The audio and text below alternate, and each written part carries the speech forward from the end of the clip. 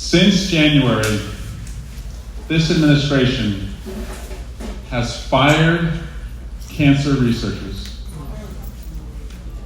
has cut cancer funding research by 40%, and has gutted the National Institutes of Health. And I guess that makes sense because we've beat cancer, right? We don't need that funding anymore. That's not true? By a show of hands, if you're comfortable, how many people here have fought cancer or fighting cancer or know somebody in their life who's fighting cancer? Almost all of us. Almost all of us. I have someone very close to my life who's in this fight.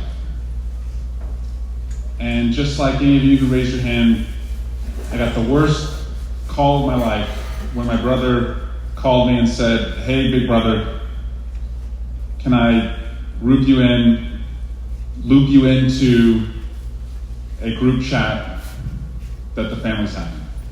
And your stomach just drops.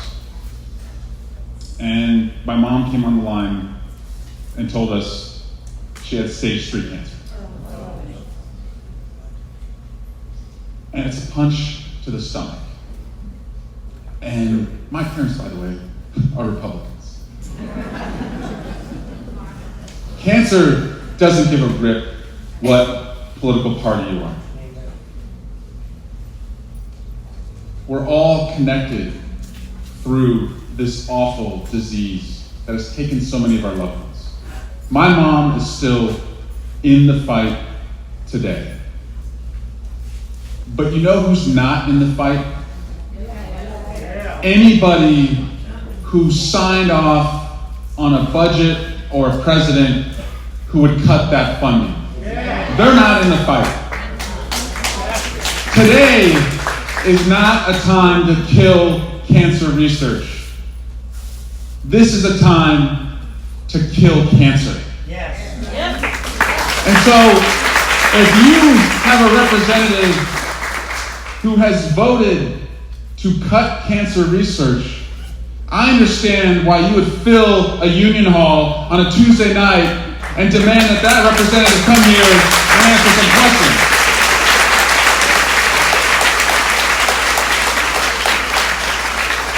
Nick Lalota refuses to hold town halls. He doesn't want to be held accountable. And if Nick's not going to show up, guess what? I'll show up. I'll answer your questions. We'll talk about these issues. And if we do this right, Nick Lalota will be Nick LaLoser next November. And we'll have a congressman who shows up. That's my promise to you tonight. I want to thank the team that put this together. Keith from the Suffolk County Democrats, thank you so much, Keith. With 1 week's notice, we put this together. Jason Richburg, your local minority leader, thanks so much, Jason, for that introduction. Vinny, with the Laborers Hall, thank you, Vinny. These are the hands that have built Long Island, right here in the Laborers Hall.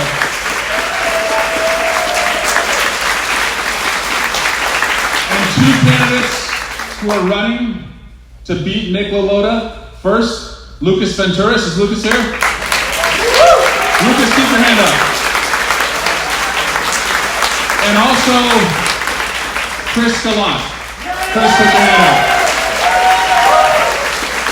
I got another question for you all.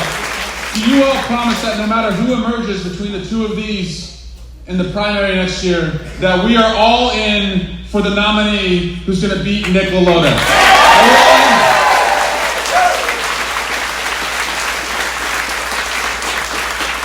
And thank the 2 of you for running as well.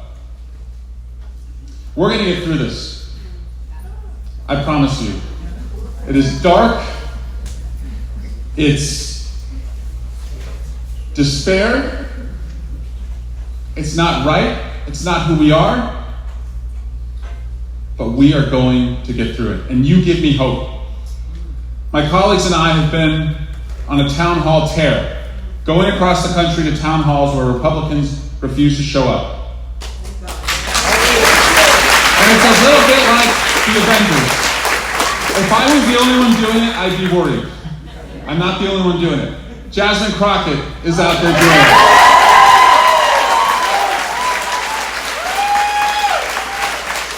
Robert Garcia, Maxwell Frost, AOC, and Bernie Sanders. The whole spectrum of our party is out there doing it. Because you deserve to be heard. Beto O'Rourke, a former colleague, is out there doing it. So tonight, what I want to tell you is keep the faith, and more importantly, there's a game plan, a pathway to victory. I was the first in my family to go to college, not on an academic scholarship. That wasn't happening. I went on a soccer scholarship. And I learned as a college athlete that winning is a decision. And the best coaches told me that the team that makes the decision to win before the game starts is usually the team that wins. And tonight, your being here is a decision. You are committed to winning because there is no alternative to losing the midterms. That is a fast track to completing an aspiring dictator's plans to turn us into an authoritative state. There's no alternative. The good news is we've already won some battles. In April of this year, first election of consequence after what happened last November, Wisconsin State Supreme Court. Why do we care about the Wisconsin Supreme Court? Well, the judge who won that race was the tie-breaking vote on a case that's still pending where we would get 2 seats back that were rigged districted away from us in Wisconsin. Elon Musk spent $30 million there. Raise your hand if you sent a text message, made a small contribution, or wrote a postcard to help in that race. Collectively, we won that race by double digits. In the courts, organizations like the ACLU and Democracy Forward and Mark Elias are going to the courts every single day, challenging this administration for their lawlessness, their corruption. We're not winning every case, but we have won dozens of cases. And we cannot count on the Supreme Court to save us, but we can put sand in the gears by supporting organizations that are going to the courts to hold them accountable. It can get us to the midterms. And if you've supported any of those organizations, thank you. It matters. It counts. You have shown up at the town halls, town squares, the No Kings rally.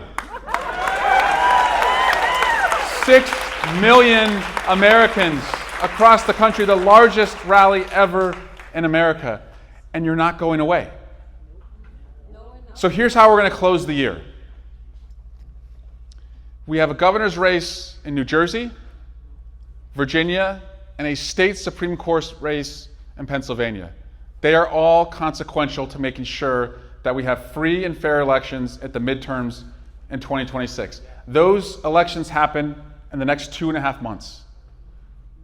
We're going to win in both of those states. We're going to write the postcards, do the door knocking, especially if we can go over to New Jersey.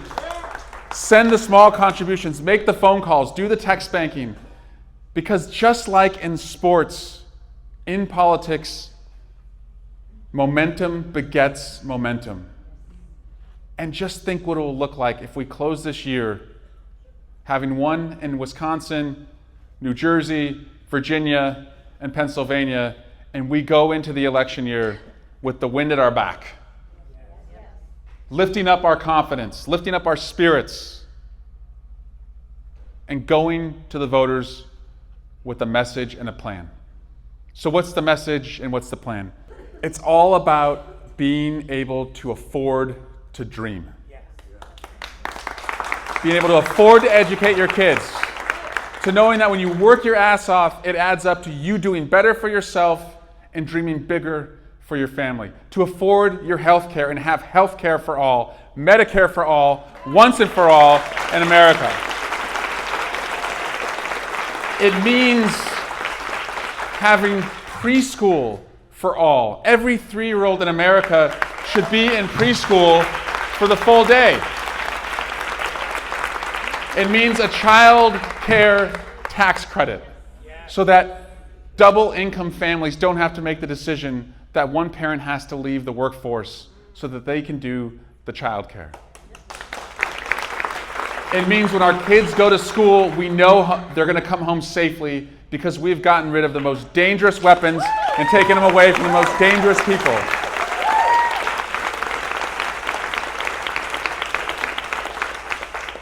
It means we back our veterans. This president has fired more veterans than any president ever. That a veteran should never worry about their health care, never worry about getting a job, never worry about their retirement. And it means we keep our promise to first responders. The fact that September 11 first responders or people exposed to the toxins from September 11th have seen those benefits taken away from them under Nick Lalota's watch is reprehensible. It means we put term limits on the Supreme Court and a code of ethics.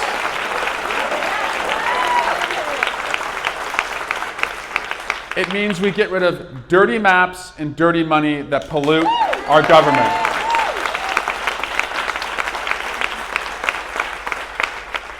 It means we codify Roe versus Wade.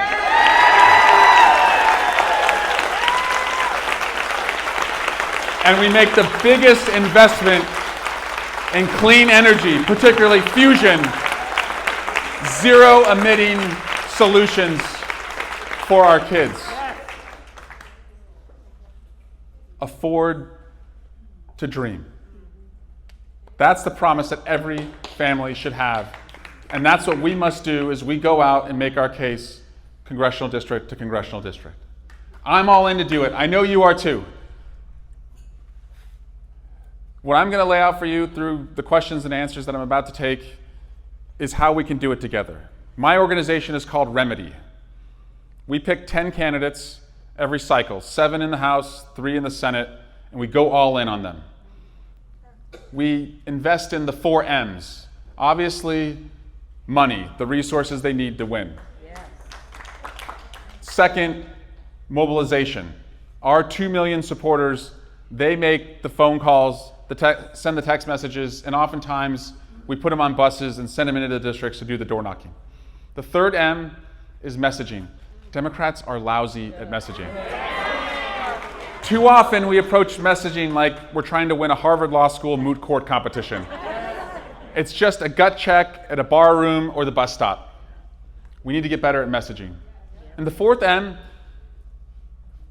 in our Remedy organization is mentoring. And I try and pick next generation candidates, having been a 30-year-old myself who ran for Congress, to help them understand the different life decisions you make outside of political decisions as they run. So I look forward to updating all of you about that. We're going to launch it next week. Our first candidate, we haven't made this public, but I'll tell you, is Rebecca Cook. She's running in Wisconsin against a guy who was at the Capitol on January 6th. He wasn't there as a member like I was. He was like literally at the Capitol with the mob on January 6th, now serves in Congress. Rebecca Cook is running to beat Derek Van Orton. That is a priority seat. That's a seat we can win.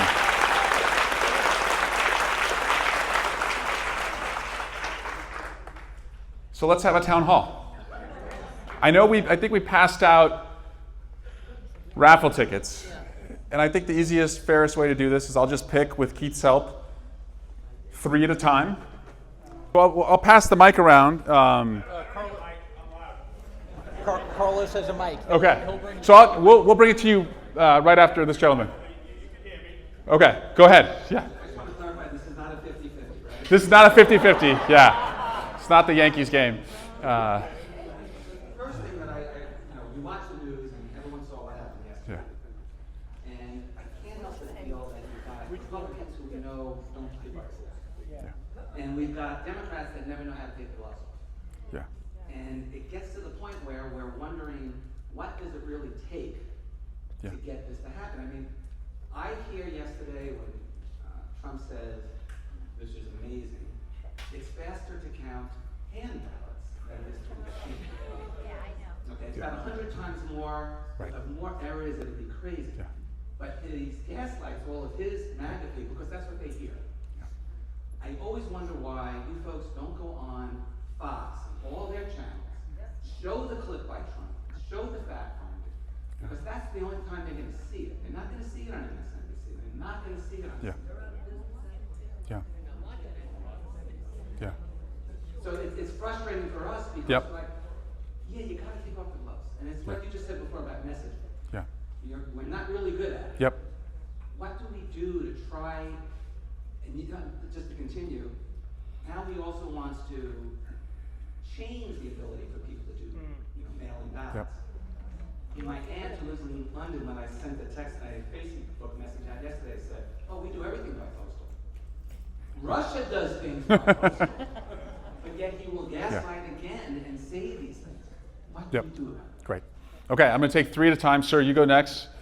Okay, so my question is, with Remedy, we have some young. Yep. I'm sorry. We have some young candidates here, and in Long Island, the real key way to defeat people like Lalota and Garbagino, Yeah. as I call them, Garbagino, is money. Yeah. Where we get outfunded every year, every time we Yeah. run against them. Is Remedy going to help us here? Yeah. That's all. Yeah. Great question. Third one. Who's the 869? Okay, I'll answer those 2. I'll pull 3 more. Yes, I will, and I have in the past. I was here on the ground helping John Avlon when he ran last cycle. Thank you if any of you helped John Avlon. I'm coming back. Yes, I'm coming back. We have to win this seat.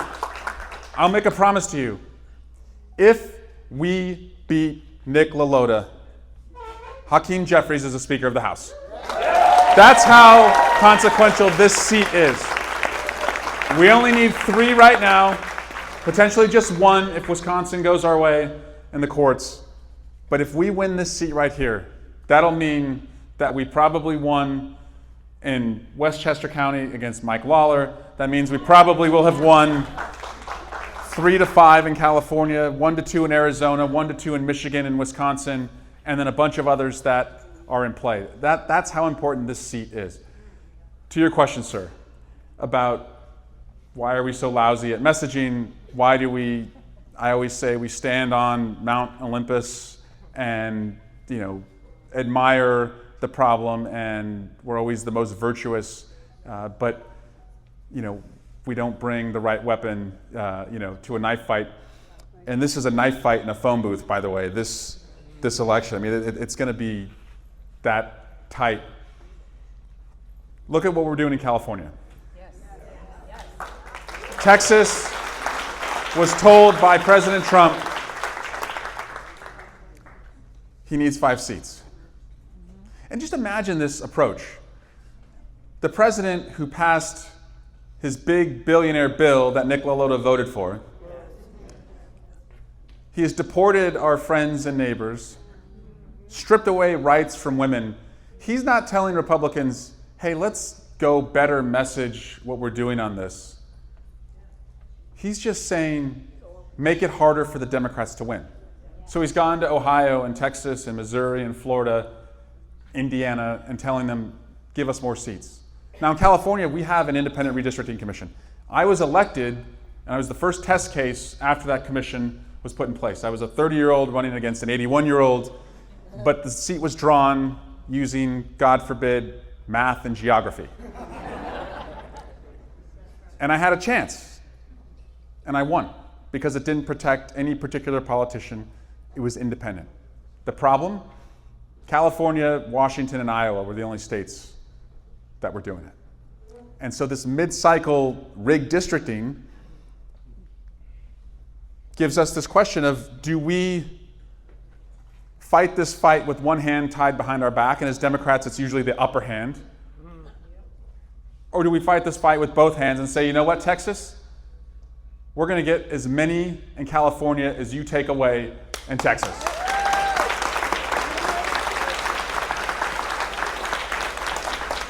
And the other day, a CNN anchor asked me about this. He said, well, aren't you worried that you guys have a mantra, if they go high, when they go low, we go high? And here's how I see it. When they go low, we bury their ideas below the Capitol. That's the only way to do this. So we're going to get 5 seats out of California. Yeah. Yeah. Yeah. It's entirely political. Let me grab 3 more.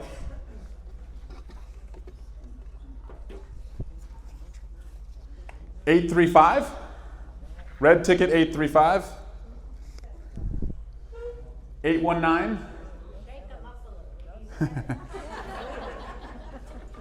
Shake up the house, shake up the raffle tickets. 846. 791. Okay, we've got 1. 799. 812. Okay, we have 3.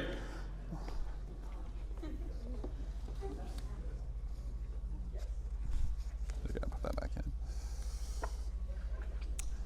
Yeah, go ahead. You can go first, sir. What can we do to preserve democracy in Ukraine? Yeah, great question. What do we do to preserve democracy in Ukraine?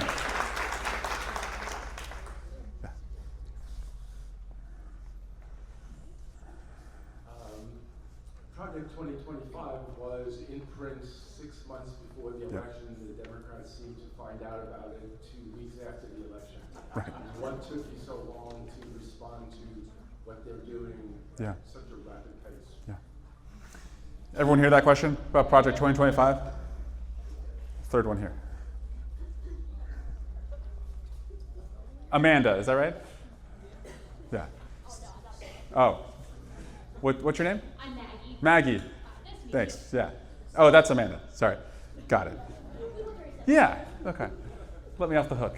What can we do to make Nick Lalota's life a little bit harder so that he's forced to actually talk to us? Yep. Let me start with Project 2025. Yes, we were late to the game. They've been telegraphing this for 30 years that they want to do this. 40 years that they want to do this. And the speed at which they're moving, I would say we also probably didn't prepare enough for. In the first Trump term, he had the guardrails in place because it wasn't intentional. He wanted the best people, and it turns out people like General Mattis and Secretary Tillis and others were not going to go along with the corruption. And so we didn't feel the pain the way that we're feeling it now. Now it's absolutely filled with sycophants and people who are even worse than the president. And I'll give you an example. The president hears from you and he hears from his friends about the people who are being deported, and he says, stop chasing people through farm fields, don't deport hotel workers and restaurant workers, because we're loud enough, and he's seeing the personal stories, and he's overridden by Stephen Miller a week later, who reverses the reversal of the policy. That's who we're up against. So yes, were we late to the game? Yes. We should own that. I own that. You shouldn't own that. I own that. But the follow-up question, I imagine, is what is our Project 2025? I've thought a lot about this, having been in Boise and St. Louis and Orange County and Tampa doing these types of town halls. And actually, the answer has been right in front of me. It's Project 2021. In 2021, when we had the White House, the House, and the Senate, almost everything I laid out to you earlier about what we have to do, codifying Roe versus Wade, background checks, assault weapons ban, DC statehood, John Lewis Voting Rights Act, getting rid of dirty maps and dirty money. We passed it in the House. We blocked it in the Senate. They didn't block it. We blocked it. Democrats in the Senate would not break the filibuster. We can't be so weak with power next time. So to me, that's the blueprint. That's the blueprint, is what we have already done. And obviously, as I said, expand it on health care for all and some of these other issues. But we have the blueprint. We've done it. And I don't think there's a single senator now who's going to genuflect to the filibuster. I think we have a Democratic Senate right now who understands the assignment and won't be so weak with power. And by the way, what if Democrats fought for popular policies the way that Republicans fight for unpopular policies? No one is asking for silencers to get a tax write-off. And yet they had the nerve to put in the big billionaire bill a tax write-off for silencers. So they lean in with vigor and passion for unpopular policies, and we shrink and we compromise against ourselves on popular policies. That's a big part of the problem. And these times, to me, reveal who should lead and who should leave. Who should lead and who should leave. What can you do to make things more difficult for Nick Lalota? Keep showing up. But send him your grocery bill. Send him your grocery bill. My 6-year-old loves those like little round tomatoes, the cherry tomatoes. I was at the grocery store on Saturday. It was $8.99, and I counted. There were like 16 of them in this little container. Sunscreen. If you're going out to Fire Island or anywhere locally, it's about $16.99 for spray sunscreen. It was eye-popping to see that grocery prices did not, in fact, go down on day one. You were promised they would go down on day one. He's 0 for 200. They're not going down. On Ukraine. Ukraine's fight is our fight. Ukraine's fight is our fight. Their values for freedom are our values for freedom. And the money that has been spent, and I don't want to deny or diminish how hard you work for your money and the fact that the money that's been spent on Ukraine is your taxpayer dollars. But I want you to know that those dollars are spent in the United States. They employ labor unions, members of labor unions, who are working to make the defense systems that are sent over to Ukraine. So it's jobs in America. Not a single American soldier has died on the Ukrainian battlefield, and it's freedom for the world. That's like the best return on investment we've ever made with the military.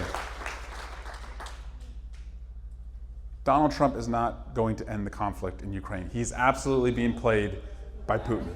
He's absolutely being played by Putin. And unless people like Nick Lalota speak up, he's just going to think that he has a green light to do it. What happened last Friday when he met Putin in Russia? We call it Alaska. He calls it Russia. No, he said over and over, I'm going to Russia to see Putin. It looked like he was giving Putin the Lifetime Achievement Award. Like the way that he had our service members roll out the red carpet and then he toasted him. I do not know whether Donald Trump is or is not a Russian asset. I just want to know why he acts like one. That's what bothers me, and I think that's what bothers you, and that's what bothers our veterans. Let's take 3 more.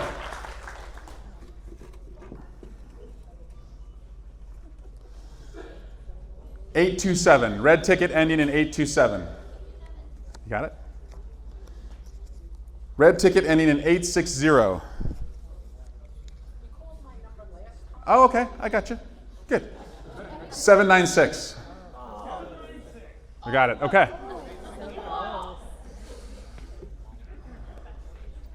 I'll shake it up for you here for the next round. Okay. Yes. Obviously, our president is showing multiple signs of cognitive decline. I mean, you just listen to him, read a tweet. Yeah. What safeguards are there? What can Congress actually do if he unilaterally decides to get us into a military conflict, or just decides I'm going to not have elections because I don't feel like it? What's the plan? Great question. Everyone hear that one? Yeah. Go ahead, and then I'll come right to you, sir. There are so many things I don't know which ones to pick. How do we get rid of the morons that he has put in place in charge, like RFK Jr., who is the biggest danger to health that this country has ever seen? How do we get rid of Noam and all these crazy-ass people that he's put in charge? And he just keeps executive orders. He just keeps writing them, and he thinks he has all the power in the world. You know, Mitch McConnell was a minority leader and did more damage to this country as a minority leader than when he had the majority. Where is our minority leader? Yeah. And sending a strongly worded letter is not going to cut it. No. Yes, sir. My husband died after moving me to Long Island, and I am petrified what's going to happen. I mean, the capital gains taxes I would have paid on money that we already paid taxes on. Will our Congress, along with women's rights, codify gay marriage into law so that it cannot be taken away? Thank you for that question.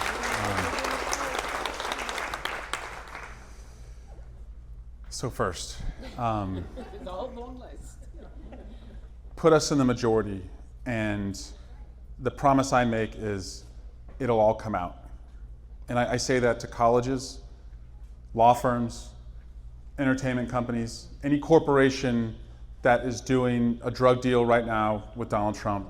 They need to know when we have the subpoena power, when we have the gavels, their ass is going to be sitting in a congressional hearing and telling us just what they did. So I hope it's all clean, because if it's not, it'll all come out. And that's what the power of oversight and the power of the purse means when you're in the majority. So all the individuals that you just laid out, that's why the majority matters. The majority can get us, it can be a bridge that gets us to 2028.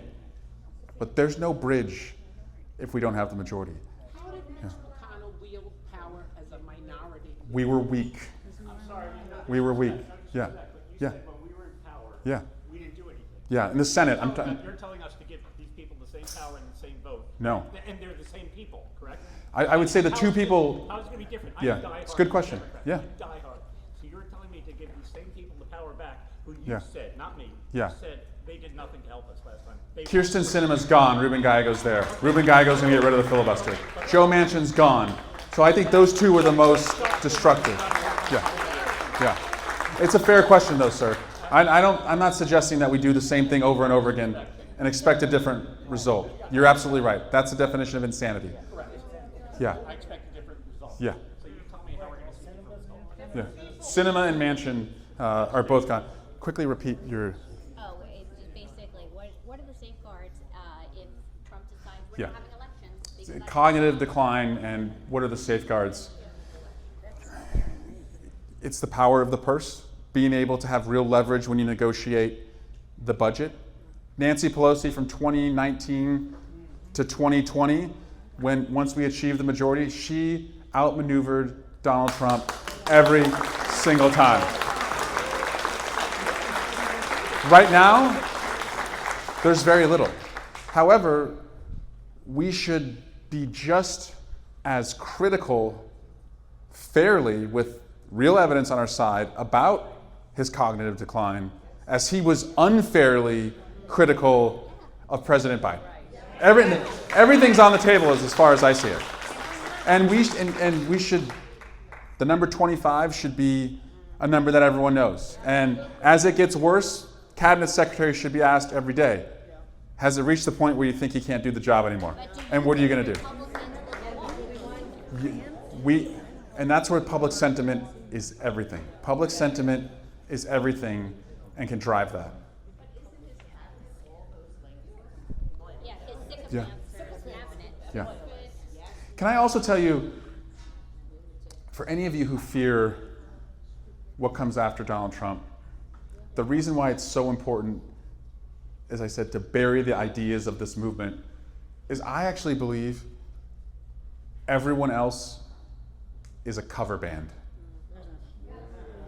They'll have some followership, but they're not the main act. This is a once-in-a-generation threat that we faced, and the others, they can't sing that tune the way that he does, and that motivates me to keep powering on to get through this.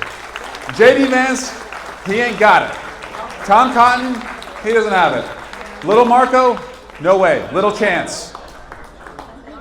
So get through this. Get through this, and we get out of it.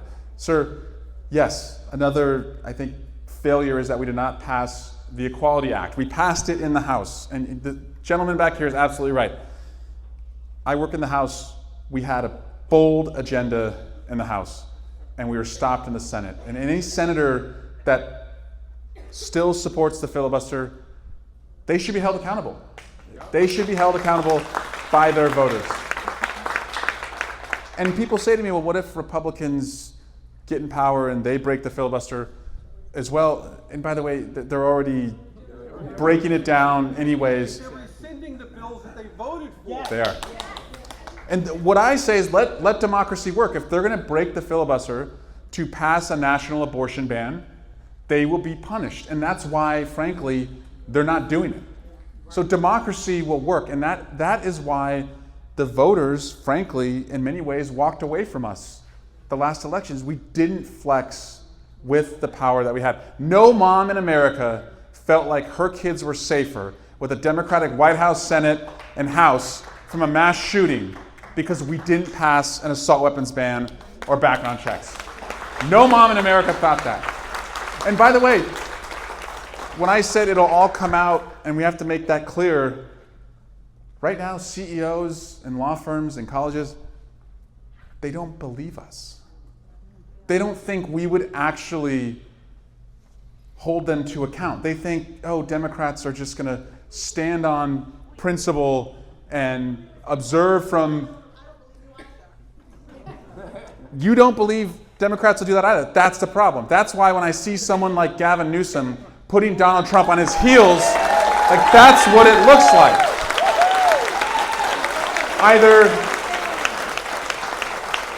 Either we react to him, and when I say we, it's the most vulnerable people in our community react to him, or he reacts to us. So take him to court.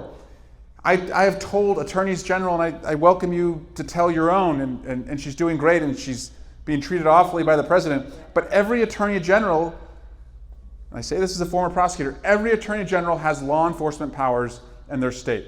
And if an ICE agent falsely imprisons, assaults, or commits a battery against somebody in the community, use your law enforcement powers. Hold them accountable. And one attorney general said to me,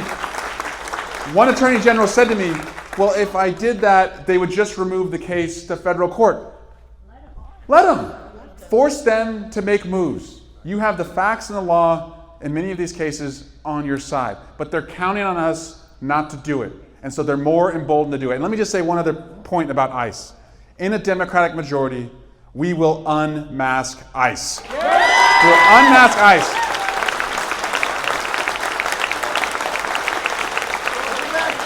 I will back the blue because my blood is blue from my brothers. But there's no law enforcement agency in America that runs around our communities terrorizing people wearing masks. That's not what real police officers do. That's not what my family does, and that's not what any person of honor does. Scaring women, chasing migrants through Home Depot parking lots, masked and not identified. No way. No way. Let me take 3 more questions.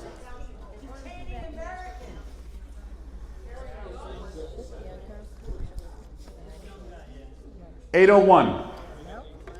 Let's do 2. We got 1 already. Okay. We have 2? We have 1. 798. Do we have 2? 1 more? 822.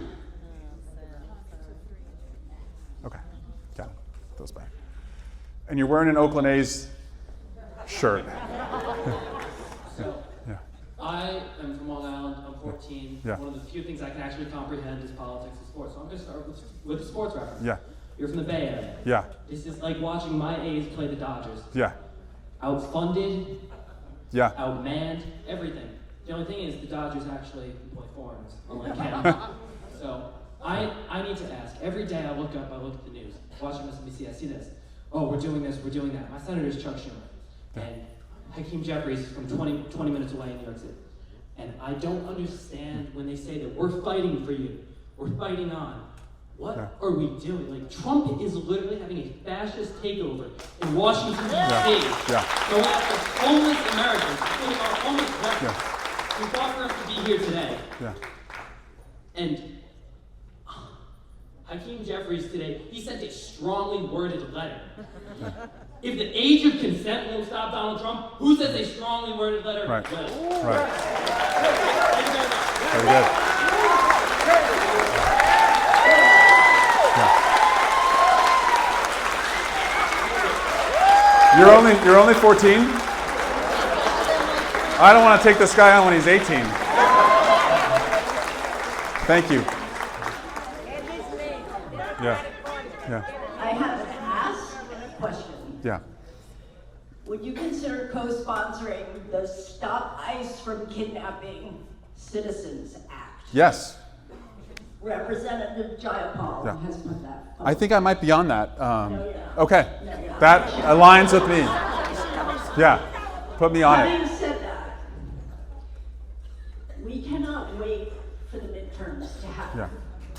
There are people who are not white, Yeah. and they are afraid. I know. They are being snatched off the street. Yeah. And we need our legislators to Yeah. do something about it. Now. Cannot Yeah. wait for the midterms. I Yeah. have asked this question of many legislators, and they keep saying, we don't have the majority. Yeah. Well, we're gonna have to figure something out. Yeah. Well, we don't have nothing either, right? We have you. Third question. Yeah. Hi. We're in House of Labor right now. Yeah. But we have not seen a concerted effort to include and to go after and to talk to members of labor unions. We are seeing an attack on Yeah. our brothers and sisters in Washington, D.C. who are having a contract Yep. stripped up and taken away. We have had the PRO Act come and go. We need a constitutional amendment or some other source of help for our labor unions. Will you make tours and stops in labor halls such as this and make a concerted effort to talk to labor union members? And what's the status of the PRO Act, please? Yeah. Do you all know what the PRO Act is? So it would put in place collective bargaining and expand the ability for employees to negotiate for their wages, for their working conditions, and for their retirement, particularly on any project where federal dollars touch. I support the PRO Act. I've voted for it. It, again, did not pass in the Senate. This is quite an indictment on the Senate tonight. So yes, I support the PRO Act. Let me just tell you why I think we have lost union households, though. Again, son of 2 Republicans. I married a girl from southern Indiana whose mom, until last year when she retired was the Pence family dentist. My family only sees me on TV if I go on Fox News. They're not going to catch me on any of those other channels. But I know this culture well, and I also grew up with a hunter, grew up with people who told off-color jokes.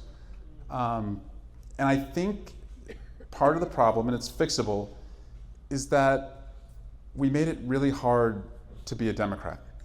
And people who shared a lot of our values, but maybe not all of our values, and maybe questioned some of our values or had honest questions about what we believed in, they felt like they had to be perfect. And they felt like if they weren't perfect, we'd throw the penalty flag and they weren't under the tent. And so we would take values that for many of them, they were just starting themselves to tolerate, and we told them they have to celebrate. You and I imagine, would go to many of the different parades that celebrate our values, but we were making, in many cases, parade attendance mandatory. I'm gonna go to the parade, you're gonna go to the parade, a lot of folks here are gonna go to the parade, but we made people feel like if they weren't perfect, if they didn't go to the parade, they weren't a part of us. That's fixable, and frankly, I've seen in the tone of my colleagues a different approach. And I think that's one way of trying to earn back the support of union households. Many union members are gun owners, and I like to shoot for sport. I like to go to the range. I enjoyed hunting with my dad as a kid. And if you talk to gun owners, about 80% of them who are Republican, 80% of Republican gun owners support background checks. And so there's a way in here that I see, but I think we just have to dial it back a little bit, like in our judginess, if that makes sense. I really believe that. And I really think many of these voters are gettable. Sir, you talked about the strongly worded letter, and you made a great point about if he doesn't understand, an age of consent, why would he understand a strongly worded letter? We will and better get to the bottom of that this fall with the Epstein files. But to your point, this has to be, and I think this answers the question over here as well, this has to be show, don't tell. And as you said, you're tired of hearing, wait for the midterms, wait for the midterms. I understand these issues are imminent. And what can we do right now? As I said, go to the courts. Support the organizations going to the court. It is sand in the gears. For example, in California, ICE was detaining people based on the color of their skin, whether they had an accent, and where they worked. That was literally laid out and stated on television by Tom Holman, who is the ICE czar. It is racial profiling. We went to court. Judiciary Committee Democrats supported many of the lawsuits, and in that district, that was stopped. Now, of course, you can't stop it nationwide, because what Republicans would do to stop abortion rights nationwide by going to a favorable court in Texas, they no longer want us to be able to do that, and so they went to the Supreme Court, and the Supreme Court says you have to do it district by district. So we have to go district by district. But again, it still slows them down. What the Texas Democrats did by fleeing the state and raising and elevating this issue, that's show, not tell. There's going to be a nationwide Labor Day demonstration, just like the No Kings rally. You showing up works. I think Trump's weakness, frankly, his kryptonite, is he really wants to be liked. I don't think Putin gives a shit about being liked. Donald Trump really wants to be liked. So the whole taco thing, that's his weakness, is if we show him we don't like this, we don't like paying more because of your tariffs, we don't like our neighbors being deported because of what they look like, it's not going to necessarily change what he does, but if it slows him down or makes him think twice, it gets us to the midterms. I'm sorry. Yeah. It's not about Trump. Yeah. He's a face. Yeah. It's the people behind him. The Heritage Foundation. Well, it's Nick Lalota. And beat Nick Lalota, and we get rid of Trump. That are writing these Yeah. papers. He writes nothing. He Yeah. knows how to sign his name with a magic marker and draw hurricanes. Yeah. But he doesn't do any of the rest of this unless he's getting money in his pocket. Just keep saying Trump is nonsense.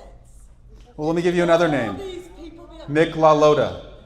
He has voted for the big, brutal bill. Nick Lalota voted for that. That was Trump's bill. You beat Nick Lalota, there's no big billionaire bill. That he's signing. Yeah. It's the brains behind the operation. Yeah. That started with the Kochs Yeah. 40 years Yeah. ago. They've been building for Yeah. 40 years. And they found a vehicle in this guy. In this useful idiot, they found a vehicle.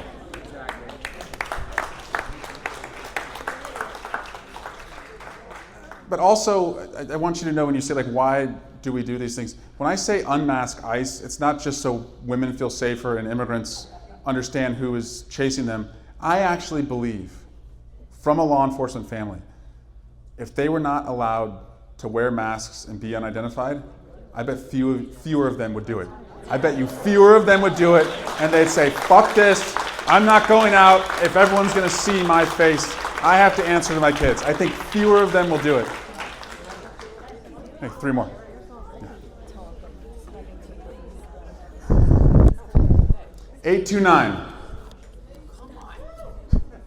791. 862.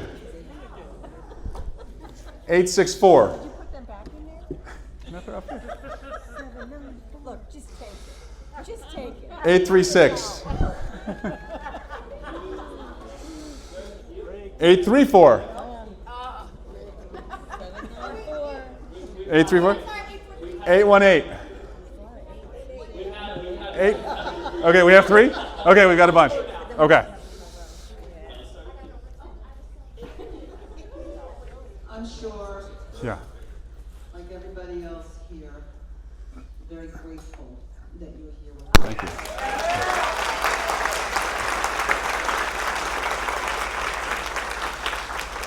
Most of my questions have been addressed, other than the fact, how do we prevent ourselves from going insane? Yeah. I scream at the TV, scream at the people who are doing this. Come on, this is just, where did common sense Yeah. go? Yeah. Thank you. Yes. What's that? Yeah. Thanks again for Of course. coming. It's so Yeah. surreal to see you here. Yeah. Thanks for letting me come. Yeah. Thanks for letting us not feel so forgotten here Yeah. in New York. I want to address the young lady that was talking about how do we get to Lalota. Come Yeah. join us every Thursday at 12 o'clock. We're in front of his office. As close as we can get to his office. Yeah. Because he's hiding in his office past a long driveway. Yeah. He doesn't answer calls. He's never there. So we're out there shaming him as much as we possibly Mm-hmm. can. So we have a small crowd. We'd like to get some more of you to join Yeah. us. So Who's going to join and go to Nick Lalota's office? Raise your hand if you're up for doing that. There you go. You know who to find. every Thursday. Every Thursday. At 12:30? 1:30. 12 to 1:30 every Thursday. And I do have so many questions to ask. Yeah. That was a statement, but Yeah. this is a question. With so many. I guess I'm thinking about the free and fair elections. I mean, Starling, Yeah. you know, fixing the machines in Philly and Yep. Pennsylvania. I mean, the midterms, I don't know. We're all like, just, is it gonna be free and fair? Yeah. Good question. Yeah. Hey, Congress, you mentioned Garbarino, because that's who I'm running against. Okay, I'm thank Pat you. Halpin, former Suffolk County executive. Yep, sorry, I didn't know. That's okay. He's a neighboring member, right? Yeah. Yeah, he's- Okay. he's in the Hey, will you other guys side. talk to Pat at the end of, Pat's running in the neighboring district. Yeah, yeah, yeah. Thanks, Pat. Might hold me. Yep, thanks, Pat. Third one. Right here. Okay, yes, sir. He's not here, he's mine. Earlier this evening, we asked young people to stand up. Yeah. And I'd like you to address the question to them or answer, what will the Democratic Party do to make sure that Social Security is there for them?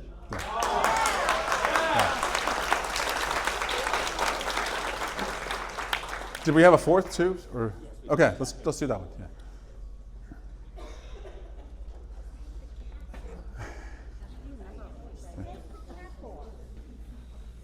Congressman, what would you say to the folks who were horrified when the stable genius whipped half the country into a frenzy with the big lie nonsense that led to January 6th, but who now find ourselves, at least sometimes, wondering if we may need to do the same someday. Yeah.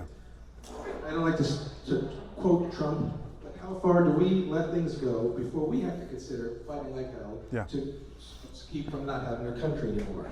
I hear a lot of hope in this room, but I also hear fear and frustration. And it's not a crazy conspiracy this time. This is actually happening, and we are sliding feet first into democracy, or probably head first into not democracy. Forgive me, totalitarianism. Yeah. Every day there's a new encroachment. Talked about health in your opening remarks, business, journalism, universities, just walking the streets of LA or DC, and today it's museums. So each one of us might have a different tipping point. We don't want to be radicalized. We don't want to be the frog in a slowly boiling pot either. When do we know that it's gone too far? Is there going to be some sort of bat signal? What are we going to do? Yeah. I hear the anger and the urgency in the room, and I get it. And I think the gentleman's question essentially goes like this. We knew, and we know and we saw what they were willing to do when they felt like, wrongfully, the election had been stolen from them. We saw the violence against the police officers. We saw the willingness to just break all laws in order to achieve power. And you're not asking me or my colleagues to do that, but you are asking, what are you willing to do? Because we know what they'll do. We know what they'll do. What are you willing to do that is most effective in a nonviolent way to stop this corruption, this chaos, this incompetence? That's the message I'm taking from you. And that's why, to me, it's not just the midterms, it's the courts, it's supporting a free press. Democracy is a table that sits on 4 legs. It's a check by Congress against its abuses. It's a free press that can critically cover any administration. It's an independent judiciary that can rule against the executive. And it's a town square full of pissed off, peaceful dissenters.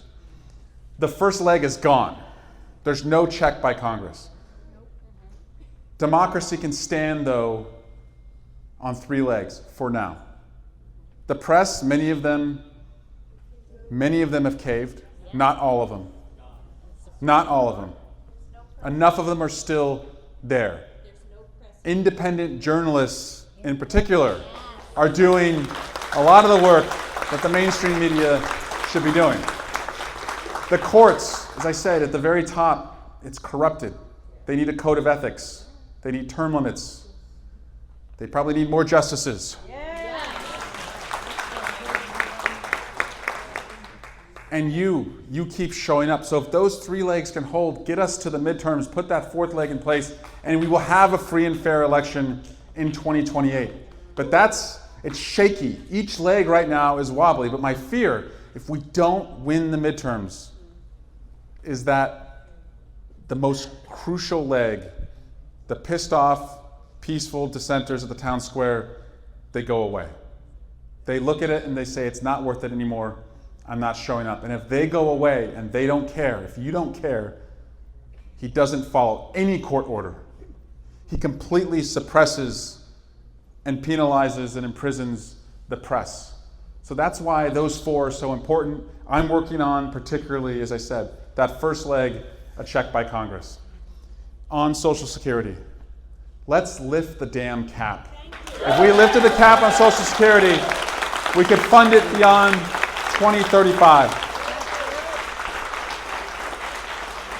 And anyone who wants to privatize it, we know the way that would go. And anyone who wants to increase the age doesn't know how hard a laborer or a carpenter or an iron worker or an electrician works. But you brought up January 6th, and I'll take one more round of questions, but I want to tell you something I've never forgotten being an impeachment manager in the second impeachment. That's the second one, the sequel, just if you're tracking the impeachments. I was on the floor for January 6th, and I was with Ruben Gallego, my best friend, and he handed me a pen as we were being told to shelter in place. And he said, take this pen, and if any of the protesters get close to you, if any of the mob gets close to you, put it in their neck. That's the terror that we had as we were inside the chamber. And all we could hear was, and then we were told to take out our gas masks. I didn't even know we had gas masks. They were under our seats. And we were told to stay there until we were given orders to leave.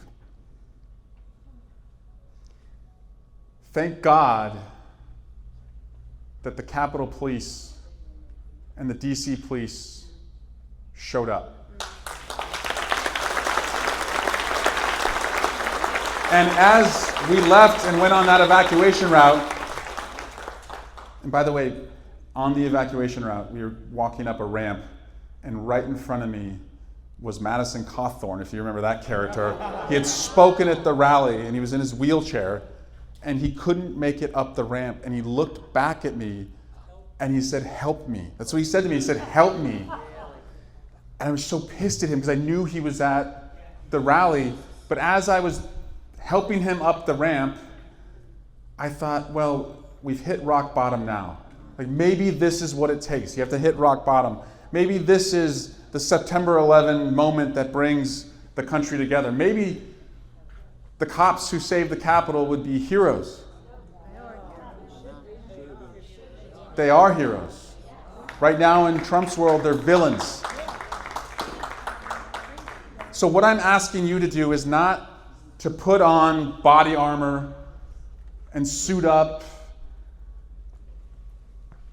and take punches to the head or a Confederate flag to your back or bear spray to your face. You don't have to do what Mike Fanone and Danny Hodges and Harry Dunn and Sergeant Gannell did. But if we all show the same passion and vigor and love and integrity for our country the way they did that day, we too will save us from this greatest threat, this next greatest threat to our democracy. I can take 3 more questions. I've got 2 already. Okay, you got 2 already. I'm going to take one more. I hope it's yours. 811? Do we have 811? Okay. Let's go for those 2. And you're the first person I'm talking to on my way out, right? Okay. Good evening. Hi. I would share sentiments of everyone in this room. Thank you very much for taking the time to show up in a district that you do not represent. Yeah. And you want to hear the voices of American people. Yeah. We are all American people. Yeah. I'm here not for a question, but a suggestion. Roe v. Wade is very personal to me. I have many friends who I grew up with who had access to health and safe, legal abortions. Yeah. And even though when I was born, it wasn't legal, but at 7 years old, it became legal. So it never really affected my life, whether I can make a right to choose my own personal choice or my family's personal choice. May I make a suggestion to you Please. With regards to this matter? Yeah. Having women come up and speaking to you about their trauma and their personal situations is not enough. As the saying goes, a picture says 1,000 words. As a registered nurse, I've seen life at its greatest moments and its hardest moments.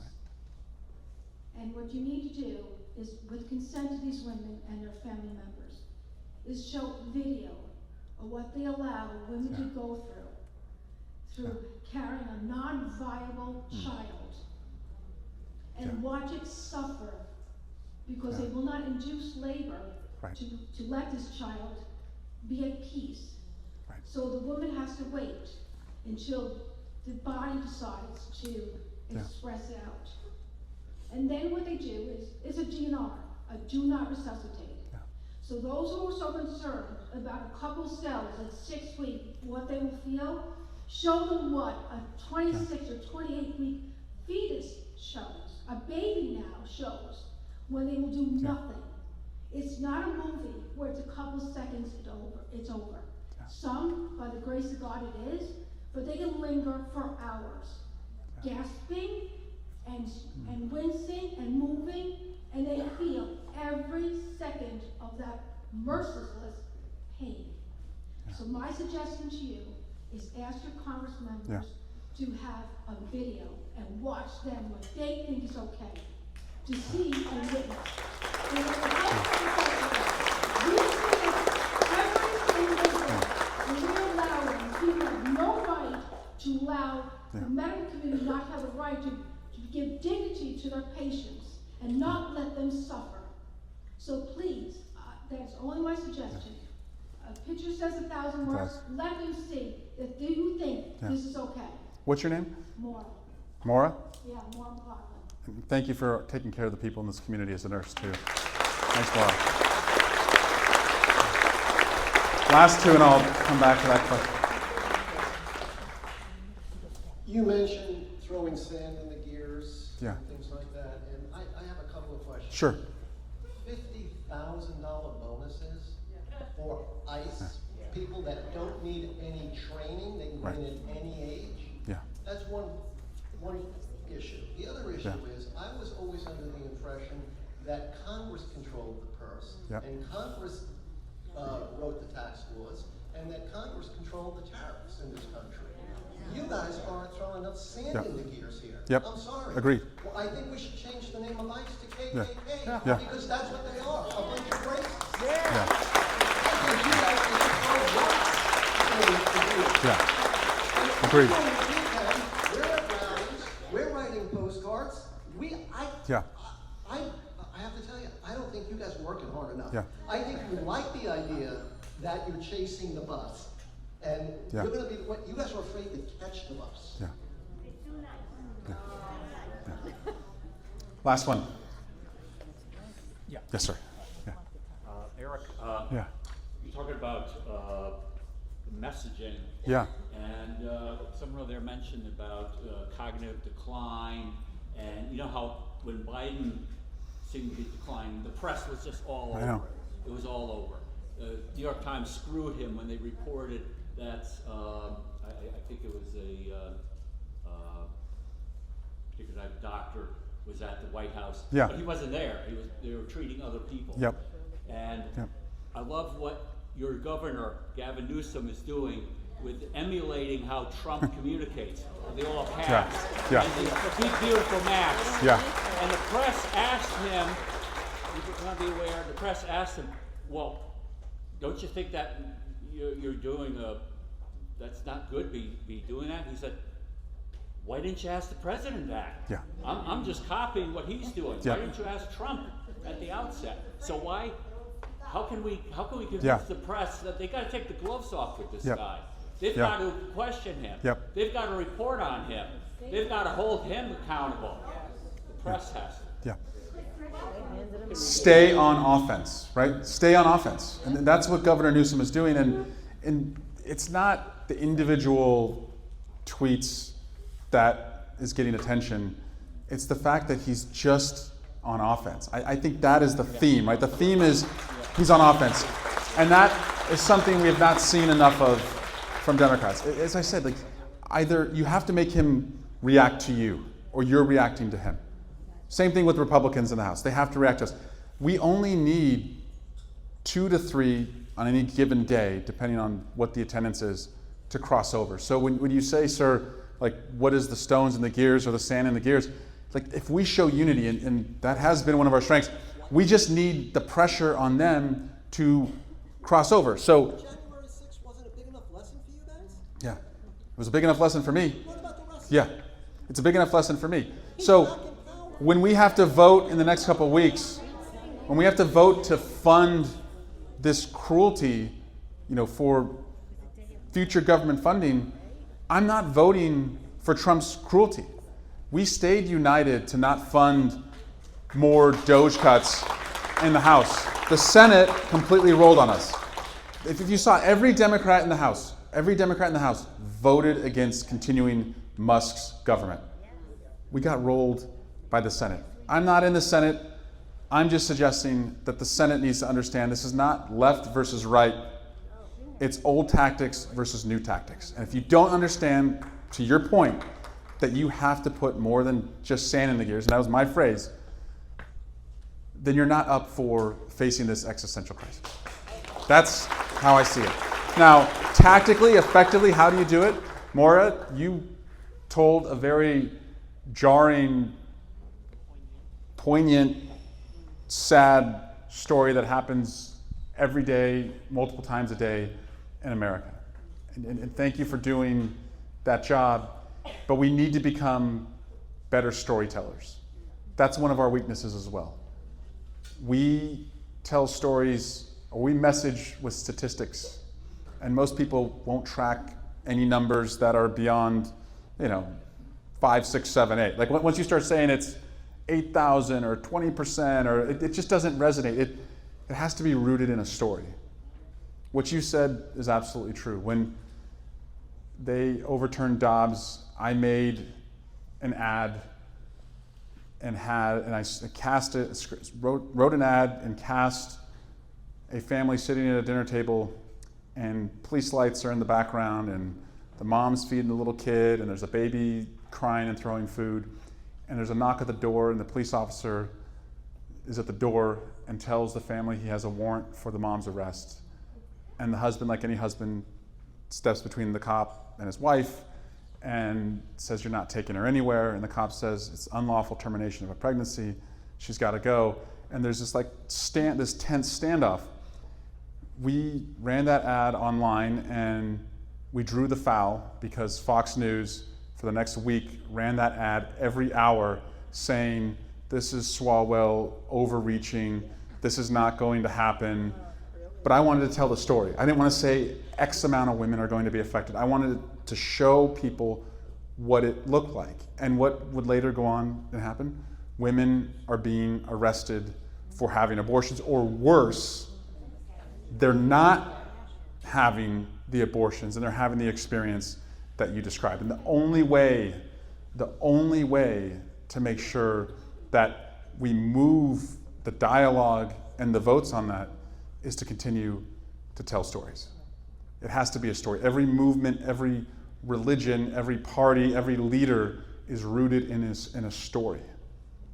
And I want us to become better storytellers. So I'm going to take you with me to every town hall for the next year. I need you. I need all of you. And just to put, I told you a story about January 6th. I have one other story about January 6th that I think about all the time, which is once we started the Senate trial, we were in the peak of COVID and only 3 impeachment managers were allowed on the floor at any given time.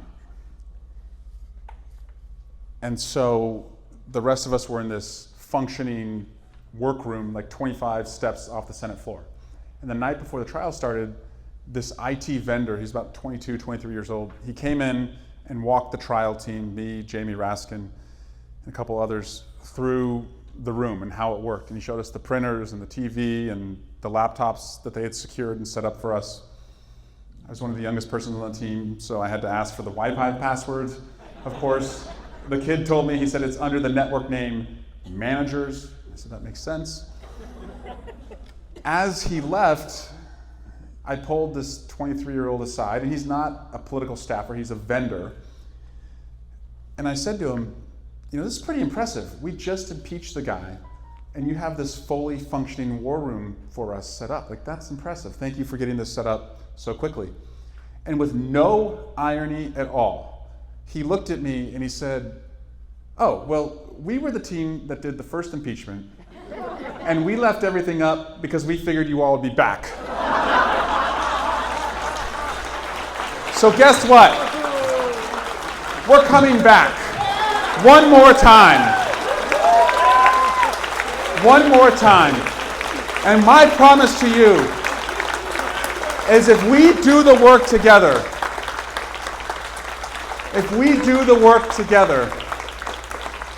support the cases that are in court, going to the town square, supporting the independent press, flipping the seats that need to be flipped. Every one of you who raised your hand and said that you know somebody fighting cancer, you're fighting it yourself, we will give them a better shot, we'll give them more hope, we'll put cancer scientists back to work, and everything we value in our community can come back. It won't be easy. It will not be easy. But there is a path back, and it's you. It's you. My promise, flip this seat. Flip this seat. And we win the midterms. And when we win the midterms, we cut our time in hell in half. We cut it in half. Are you all in to do this, New York 1? I'm all in if you're all in. Are you all in to do this? I'm all in if you're all in. Are you all in to do this? I'm all in with you.